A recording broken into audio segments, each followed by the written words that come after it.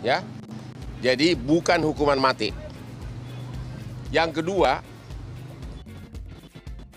perjuangan masih panjang, masih ada banding, kasasi, dan yang ketiga, pertimbangan hukum majelis hakim 99% mengcopy pasta tuntutan dan replik dari jaksa, mengcopy pasta.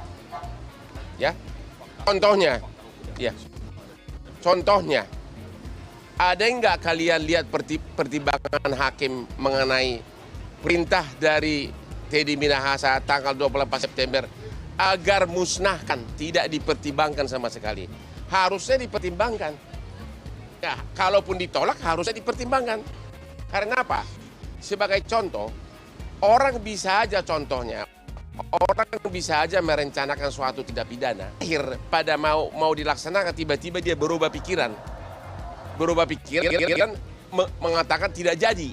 Itulah yang dikatakan oleh semua saksi ahli, yaitu Jamin Ginting, Eva, Elwi Daniel, semua dokter dan profesor, semua mengatakan kalau seorang yang merencanakan suatu tindak pidana pada akhirnya kemudian dia mengatakan tidak jadi, maka dan dia sudah mengatakan itu kepada orang yang harusnya bersama-sama melakukan, itulah namanya tidak ada meeting of mind.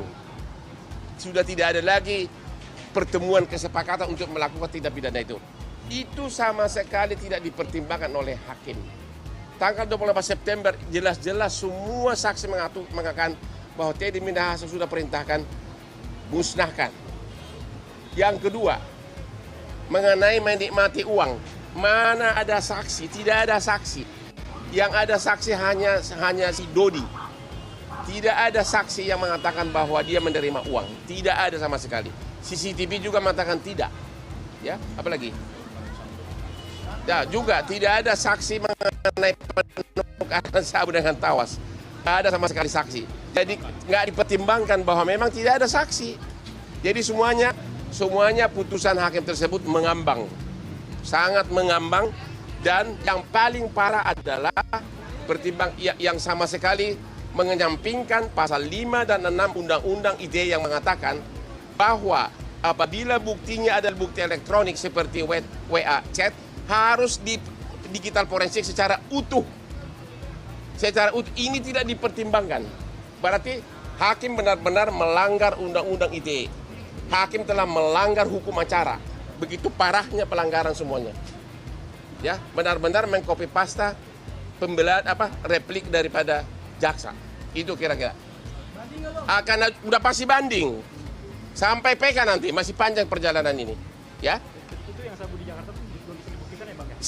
Bahkan saya bilang sabu di Jakarta tidak ada bukti labnya apakah itu sama elemennya dengan sabu dari Bukit Tinggi. Tidak di lab. Tidak di lab, padahal waktu itu dalam waktu pemeriksaan BAP, Teddy Minahasa sudah mengatakan kepada penyidik, kenapa tidak di lab? Karena sejak awal Teddy Minahasa sudah curiga bahwa yang ditangkap itu dari berbagai kasus di Bukit Tinggi adalah 45 kg. Ya kan? Kenapa kok yang akhirnya cuma 40-an? Ya, akhirnya berkurang jadi 39,5. Jadi sejak awal sabu tersebut sudah menguap hampir 5 kg. Ya, dan kedua, apa susahnya memeriksa bekas residu daripada tawas dan sabu tersebut? Itu digali, dicek benar nggak itu tawas. Ini tidak diperiksa sama sekali.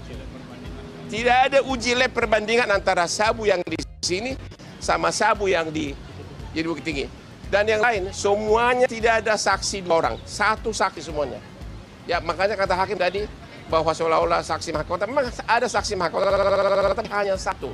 Tidak ada saksi pemberian uang. Tidak ada saksi mengenai perintah agar tukar dengan tawas. Tidak ada lebih dari satu saksi maksud saya.